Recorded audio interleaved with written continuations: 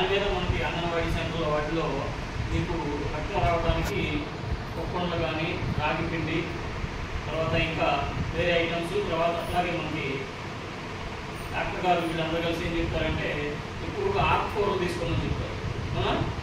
దీని మీద మీరందరూ కూడా అదేవిధంగా ఎక్కువగా ఈ విధంగా చెప్పిన విధంగా ఆహారం తీసుకొని కొంచెం మనం రక్తం వృద్ధి చేసుకుంటే బాగుంటుంది.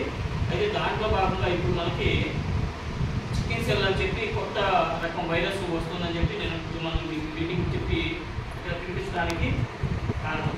ఈ చికెన్ సెల్ అనేది సికిల్ సెల్ సారీ దాన్ని 1 నుంచి 40 సంవత్సరాల లోపు వయసు వాళ్ళకి వస్తుందని చెప్పారు. అయితే ఇది దాదాపుగా ఈ వైరస్ అనేది కానీ ఏదైనా కానీ దాదాపుగా మనకి కనిపించదు, పూర్తిగా అందరికీ వస్తుంది అనేది. దాన్ని ఎవరికి ఉంది ఎవరికి లేదనే దాన్ని ప్రతి ఒక్కళ్ళు కూడా గ్రామంలో ప్రతి ఒక్కళ్ళు కూడా టెస్టింగ్ చేసి నిర్ధారణ చేసుకోవాలి. దాని మీద మీకు అవగాహన కల్పించిన తర్వాత ఆల్రెడీ రేపటి నుంచి అంటే 2-3 రోజులు వారం నుంచి దీని మీద మీకు నిర్ధారణ చేయడానికి పరీక్షలు చేస్తారట. పరీక్షలు చేసి ఎవరికైతే అది ఉందో వాళ్ళకి దానికి సంబంధించిన కిట్టు అంటే మాత్రలు కానీ వైద్యం కానీ అందించడానికి అవకాశం ఉంది. దానికోసం మీ అందరికీ అవగాహన కల్పించడం కోసమే ఈరోజు మిమ్మల్ని ఇక్కడ పిలిపించి మాట్లాడడం జరిగింది.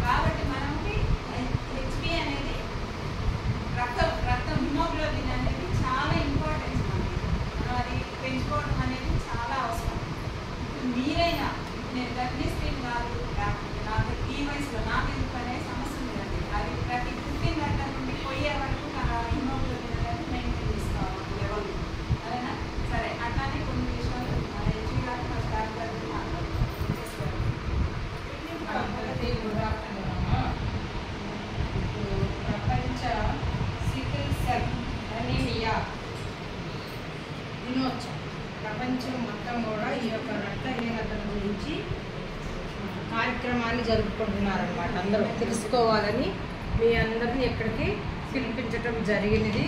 ఈ సికెల్ సెల్ ఎనిమియా అంటే సికెల్ సెల్ వ్యాధి వారసత్వంగా వచ్చేటువంటి వ్యాధి. వారసత్వంగా లేనిది ఇంకొక రక్తహీనత ఉంది. మనం ఆహారం బాగా తగ్గించుకొని తినడం వల్ల ఐరన్ అనేది మన బాడీకి అందకపోవడం వల్ల వచ్చేదాన్ని మామూలుగా రక్తహీనత అంటాము. వారసత్వంగా మన అమ్మలకి, పెద్దలకి, మనకి అమ్మమ్మలకి, నాయనలకి అట్లా ఉంటే ఎవరికన్నా ఇది వంశపారంపర్యంగా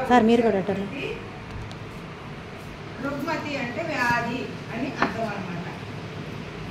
ఇది మన శరీరంలో ఎలా